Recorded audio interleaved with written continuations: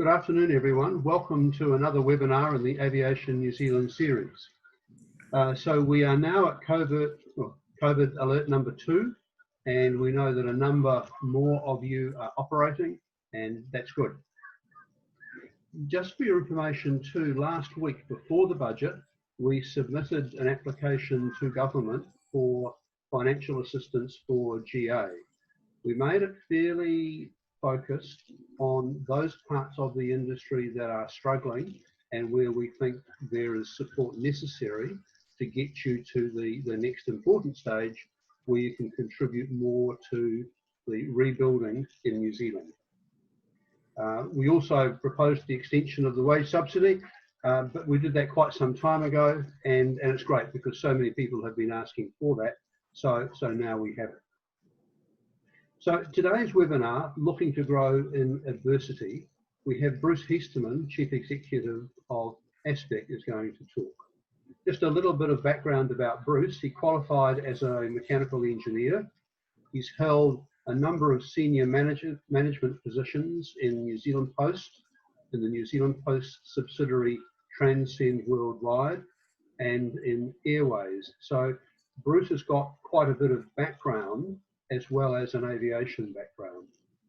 Bruce joined Aspeq as Chief Executive in 2010, and Aspeq, as you will know, provides assessment services for regulatory and awarding agencies. And you probably also know that Aviation New Zealand is a 30% shareholder in Aspeq. And Aspeq's success is very important to us. In part, our success is helped by Aspeq's success. So over the last few weeks, and talking about COVID-19, there's been obviously a lot of focus on individuals, so safeguarding lives. We're now moving to another stage from a business viewpoint, safeguarding our livelihoods. And that's why we're really pleased that Bruce is able to talk about times of uncertainty and growing in a time of uncertainty. So Bruce, over to you. Thank you, John. I thought I'd just start by reminding people what Aspeq is about. We're a 28-year-old company, New Zealand owned, as John says, and we deliver theory exams for around about 25 countries now. In New Zealand, we deliver the flight examinations for the aviation industry. And in a very broad sense, 25% of our revenues from New Zealand, 25 from the UK, 25 from Australia, and then the rest is from Singapore, Malaysia, and quite a number of smaller administrations. And we're about 85% aviation, 15% other industries in New Zealand, like plumbers and police and fire service and so on. And that's a deliberate strategy over the last 8 or so years to build some resilience by having both a geographical spread and an industrial spread, so that if one waxes and others wane, we have some continuity. We employ about 60 full-time people, 250 part-time people across New Zealand and Australia, and we have a turnover last year of about 11 million, and our profits heading up after tax towards 2 million. So we deliver on behalf of regulators, not just civil aviation, but other regulators who typically demand a physical exam presence or room, so we can ensure that people aren't cheating. And we find people cheating with all manner of technology, and that's in that exam room setting. Also, we take the safety and quality pretty seriously, very seriously. So we're continually looking at our quality systems and safety systems to make sure that our exams are keeping up to date with the syllabus, but also making sure that people are qualified, know the subject, and able to hold a license. Most of Aspeq are not aviators. We don't have a lot of pilots. We have a couple of flight examiners. We have a couple of people like myself who are holder of the PPLs. And so we're really knowledge workers, IT, not working with knowledge and business development, and that's how we position ourselves. So under COVID-19, basically, the simple problem was that under a lockdown, it's not safe to sit people in an examination room, 10 or 15 people. We had some venues withdrawn because the landlords or sometimes schools didn't want people potentially with COVID inside. Flying, as you all know, was impossible for flight examiners because it's impossible to separate inside a small cockpit. And quite a lot of our invigilators were retired folks, and frankly too dangerous to be in front of classes of exams if you're 75 or 80. And we thought from a safety point of view, it wasn't wise to put them in there. So essentially, we went from seeming along having a grand old year to close to zero revenue everywhere except for Australia, who sort of muddled on at about 75% of their normal. They didn't quite have a lockdown, and still don't actually. So we had a pandemic plan. Like a lot of you, we would have, you plan for all sorts of things, and we looked at all our risks and had a pandemic plan, and we pulled that out in February. We went, yeah, that looks pretty good. We practiced how to work from home with our teams, and we went and bought more hardware, monitors and cables and all sorts of gizmos so that people could work at home successfully, and we practiced that. And we thought the lockdown was all about surviving for 2 or 3 months while the lockdown occurred, and then there would be some grand party and we'd come back out of that feeling really good. And we frankly had enough cash to survive 2 or 3 months of lockdown, carry on doing no work, and then come back out of that. Unfortunately, the plan didn't quite anticipate that the aviation industry would stop and stop everywhere on quite the scale that it has. And I suspect that's the case for many organisations on this call.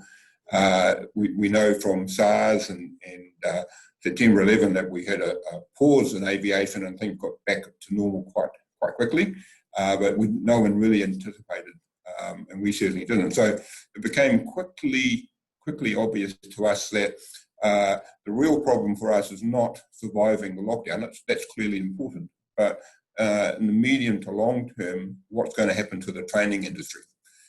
So if you've got a situation as we have in the world where there's now pilots and engineers who've been laid off from all the operators, so we've gone from a shortage of those professionals to surplus people unemployed, then what's the training environment going to be in 6 months' time, 12 months' time, 24 months' time? And in New Zealand and Australia, for about 50% of pilot training of foreign students coming into the country, big export earner, borders are closed, where are those people going to come from, what's going to happen? And so we quickly moved from a situation where we said, well, surviving the lockdown is our number one sort of goal, to saying what on earth is going to happen in about 6 months' time. During this period, sort of somewhat strangely, our sales inquiries went up.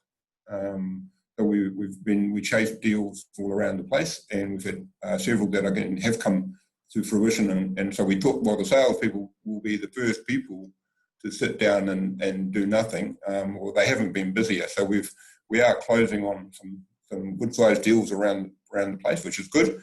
And so we haven't been able to visit the customers, but we have been able to close the deals. And our people were pretty anxious. So, we're all in the same boat. So if you think about what the media was saying in that early part of March, is that people were very anxious about catching COVID virus or their families, and they're very worried about running out of sick leave and running out of income. If you run out of sick leave, you're on leave without pay. Economics at home with partners losing jobs or losing income, maybe looking after kids in lockdown and all these things. People were actually really quite worried, quite concerned about what was going to happen.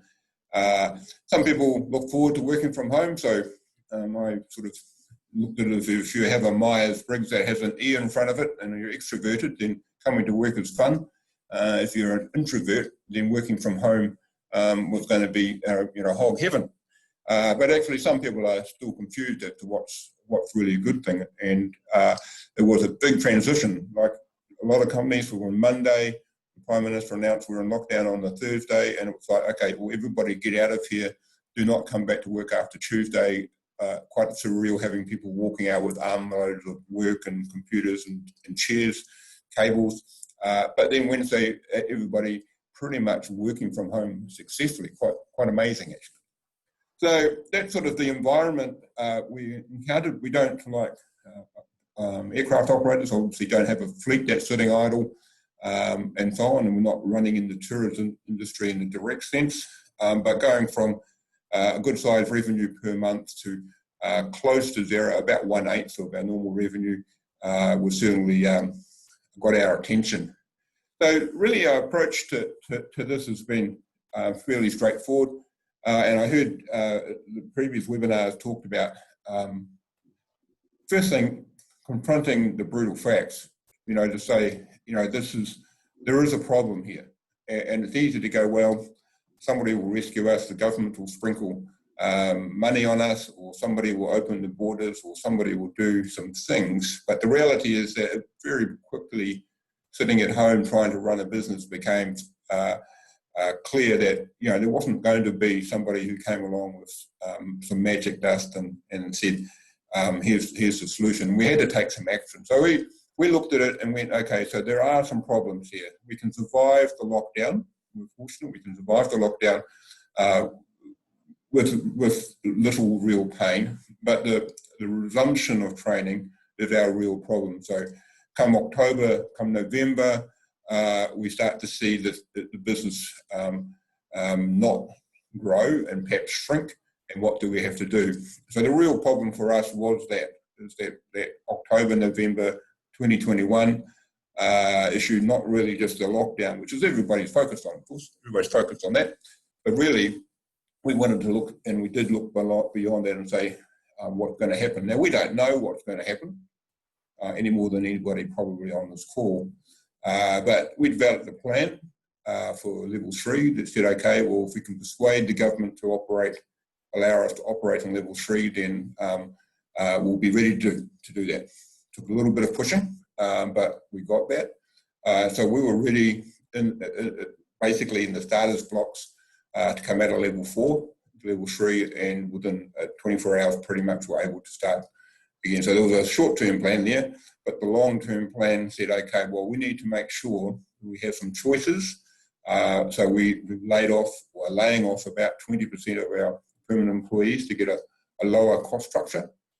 So that's a guess. I guess in the end we take an estimate. It's not easy. I've restructured businesses quite a lot, but I've never done it by MS Teams or Zoom. Eyeballing people over this technology that we're using today is tricky, and it's not how I personally like to do things, but it's what you have to do, and also trying to build and retain some morale in the remaining teams quite hard in that sort of disconnected state. So we understood and understand that we will make some hard decisions and lose some talent in that process. But we also focused on the residual team to make sure that we don't really want to just survive through COVID. That's fairly boring.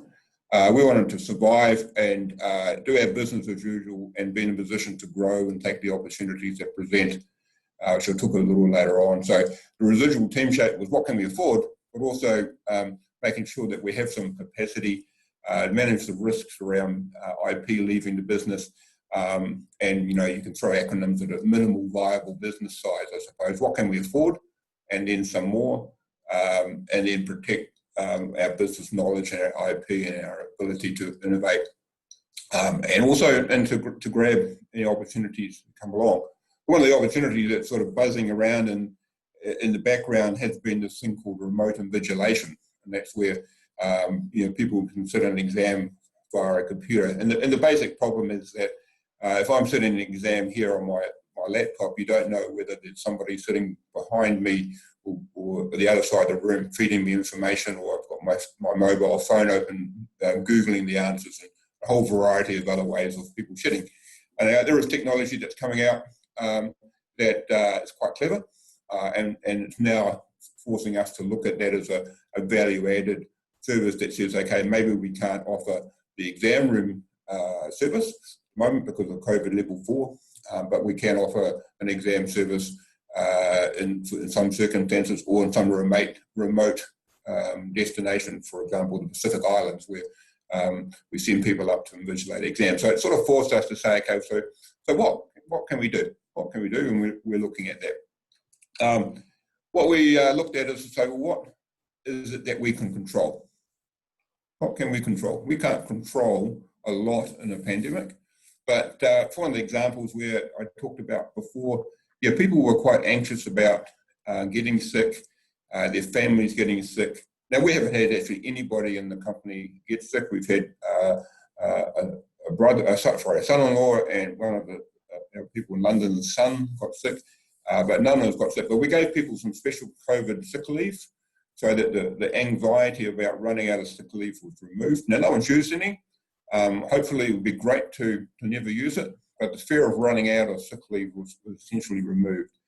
We applied for and got the government funding. It's terrific. And that created some obligations. And, you know, I think they're serious obligations, but it did allow us, for example, when we're laying people off, to give people more notice than contractually we're obligated to, so it gave a slightly softer landing. And it's also allowed us, as we slow down a bit, we can secure more work and we can keep on selling, but we can finish stuff off. So we've said, okay, well, we've got this talented workforce and they can't deliver exams and they're not building stuff for our customers. So let's look at some of the internal projects that we never get round to doing and do those. But in the end, actually delivering exams is really important. So how do we get ourselves absolutely 100% ready to deliver exams when the government in New Zealand, for example, allows? And nothing's more important. So up in Hamilton, our flight examiner, Brendan Bourne, he's been invigilating exams. He can't fly, or couldn't fly until level 2. And so he was getting bored, and we had a gap with an invigilator. So he's been delivering, supervising exams there. Back in our head office, the same thing as all hands to the pump to make sure that we can deliver exams, because that's what our core business demanded. Now, that's not a very good use of people's time normally, but if they can't do anything else, it makes sense. Obviously, looking at cutting costs that don't add any value, but we take an approach that cutting costs that are going to come back and bite you in the future is not necessarily the smartest thing. So, cut costs, but don't be dumb. And then, what our approach is to be quite communicative as a team to make sure we're telling people honestly and frequently what's going on. Obviously, talk to our shareholders like John and our regulators and candidates and employees, and make sure that people understand, what's going on and why. So I thought, what are the key things to think about for me were 5 things really. Know where you make profits. So no one starts at our company without getting an induction, and part of that induction from me is the very simple explanation of how we make money. So there's no one here that doesn't have a vague idea, hopefully they've listened to me a little bit, a vague idea about how we make money. And by that I mean, sometimes you can have a really high turnover, but there's no profit on it.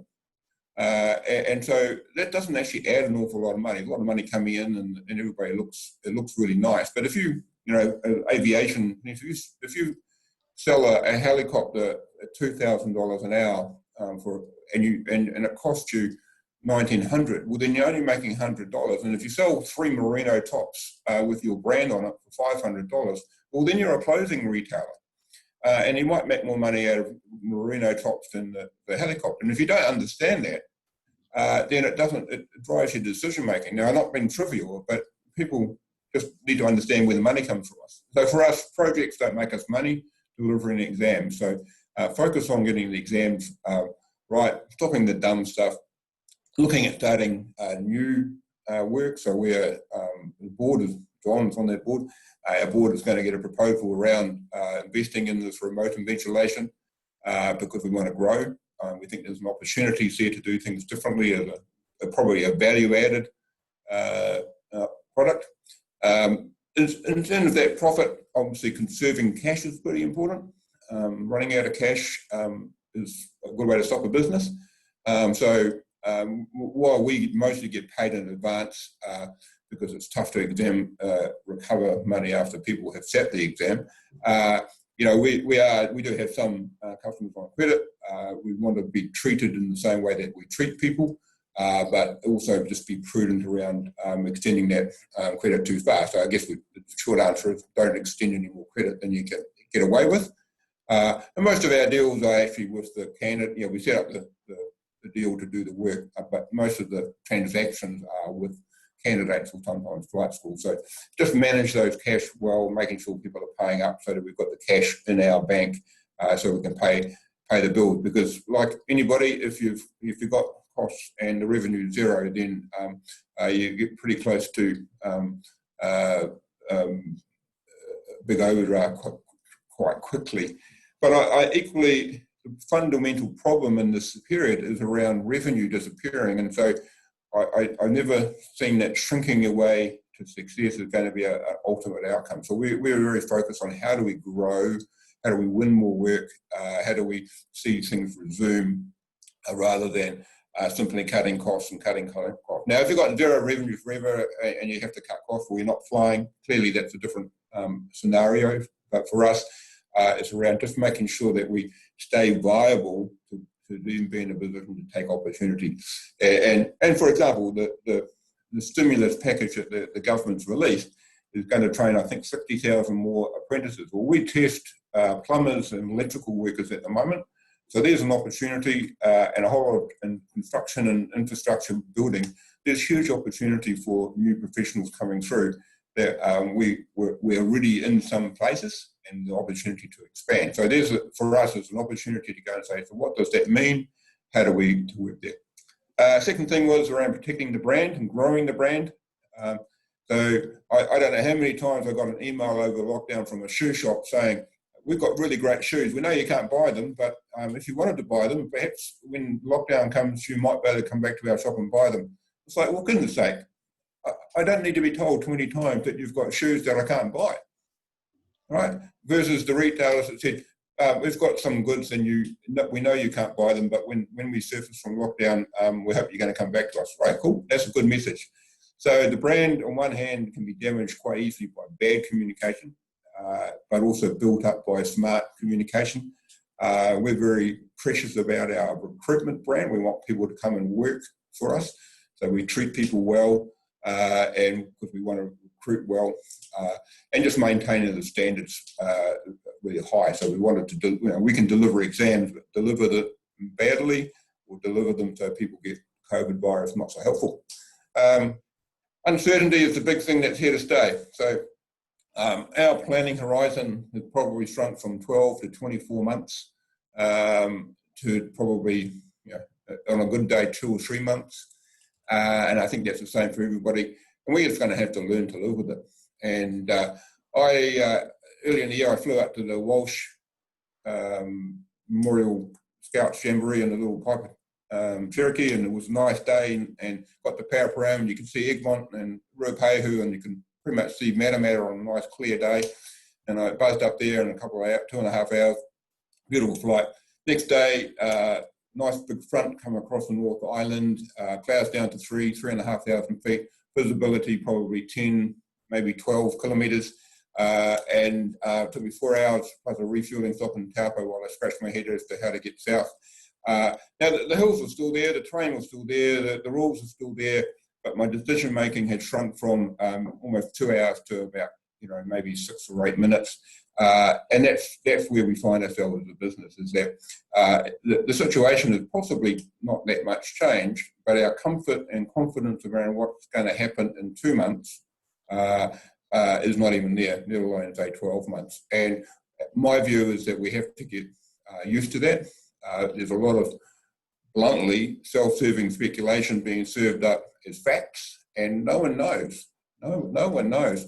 So we've been very careful around what we believe for decision making. And in the end, a bit like my flight, I knew I wanted to get to Wellington. I knew I had some choices around fuel. and having a vision of where you want to end up without being enormously precious about the exact route.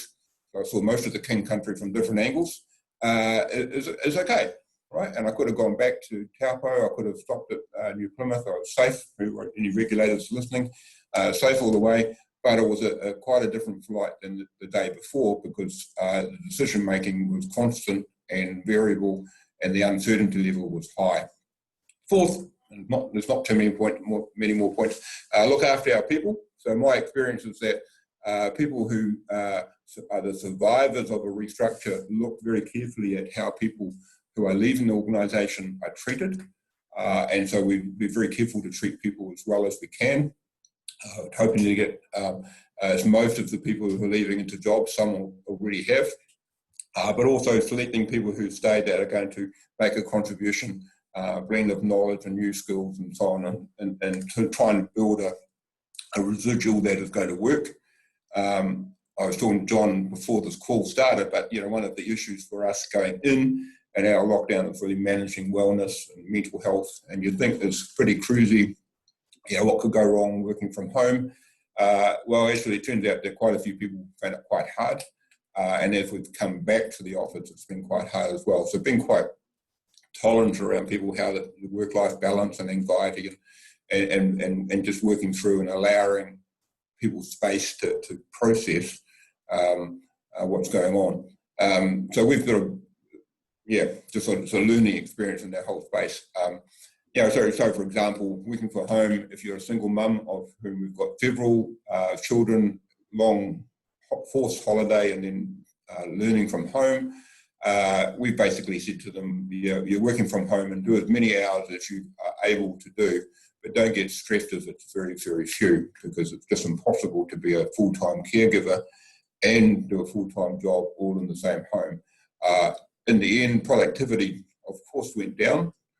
Loyalty had gone up because we stood by those folks at that time, and now we're back into a different regime. School's back, they're working again, and these people are going to tell their friends and colleagues that if you want a job, this is a pretty good place to work, because we could afford it, and we looked after people when things went a bit sideways.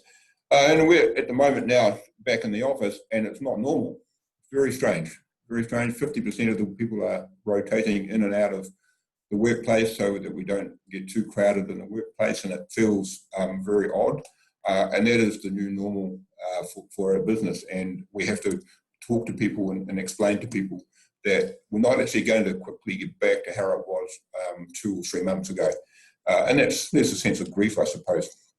And then lastly, really be optimistic. So our plan assumed that once we got a plan, 3 months New Zealand lockdown, it's been about 6 weeks. That's good news. We were told no planes would fly for 6 months. They've already started in New Zealand. I live by the airport. I actually saw a jet yesterday, first time in weeks, and it's growing. Borders are apparently going to be closed forever, but we're now talking about an Australian bubble and a Singapore bubble and possibly a South Pacific bubble flying. Don't know who to believe, but there could be people flying in from Australia for the ski season or the end of the ski season. Planes are flying in Korea and Hong Kong, Middle East. I never stopped in the US, but that's a different story. And it's just going to be different. And so we're saying, well, how can we reimagine the business and do it in a different way? Grow the brand, be assertive, take the opportunities, and we're just sort of starting to process that now. And there are opportunities, and I've talked about one. 2 weeks ago, or 2 months ago, it would have been I would have been laughed out of the office if I suggested, well, why don't we just go home on Friday afternoon and crack open a beer, and then we could link up on Zoom and have a beer on Zoom. Right? Sounds attractive. And we have more people on Friday afternoon having a beer at their own expense at home, having a virtual Friday afternoon drinks, because it was a good way of chilling out at the end of the week than we would get in at the end of the week in our office. And it would be laughable, except that it actually worked. And I guess that's sort of a symbolically what we've seen is that, no one sort of likes Zoom until it's the only way of connecting face to face, and then you can do that, and it's not a good thing compared to a face-to-face, but it's better than none. And so we can't send our sales team to our customers in Asia, but we're still converting sales there. It took us the whole month to try and get documents notarized in Wellington, because the notary publics disappeared off the face of the planet, and we actually had a Zoom notary. John was our guest signatory, but we got it done, and we got it into a courier pack, and it's off on its way to Asia. So in the end, we look at it that this will pass. This is a period of time for New Zealand and for the world. The future is going to be quite different. There's people who are saying that not everything in the past is worth keeping. Probably right. But for example, in the aviation, there's been forever a price war. No one really wins out of price wars, so the prices will go up. But I put it to you that possibly some of those prices of new price points of our web prices might have really should have been.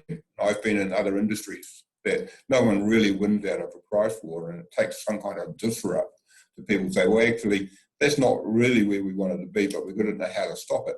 So as a consumer of planes, Dave Morgan is listening, that's not an invitation to put the fares up. But the reality is, probably fares will go up. And the reality is that probably people will still fly.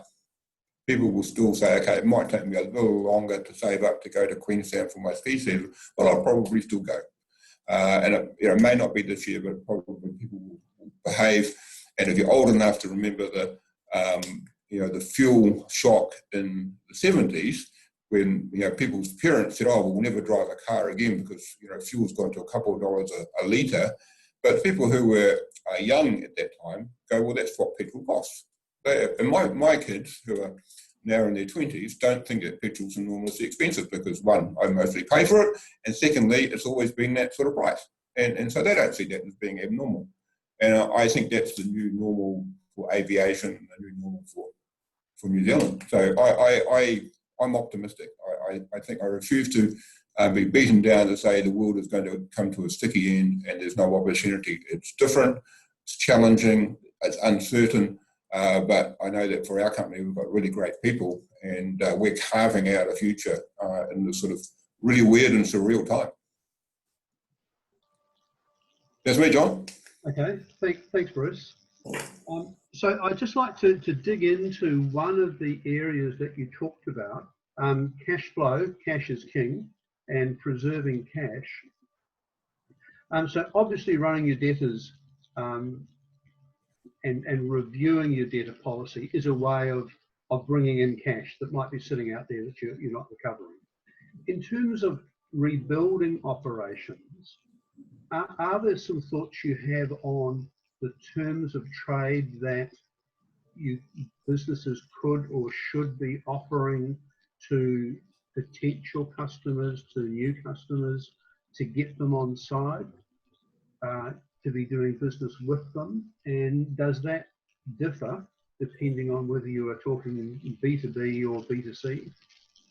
Well, sure. I mean, I think in the B2C, largely there's sort of a cash on delivery.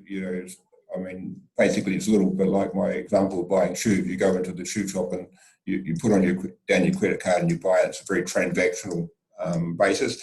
But we are already talking to clients, and we have arrangements around New Zealand and around the globe where, for example, instead of paying per exam, there's a flat fee for essentially all you could eat.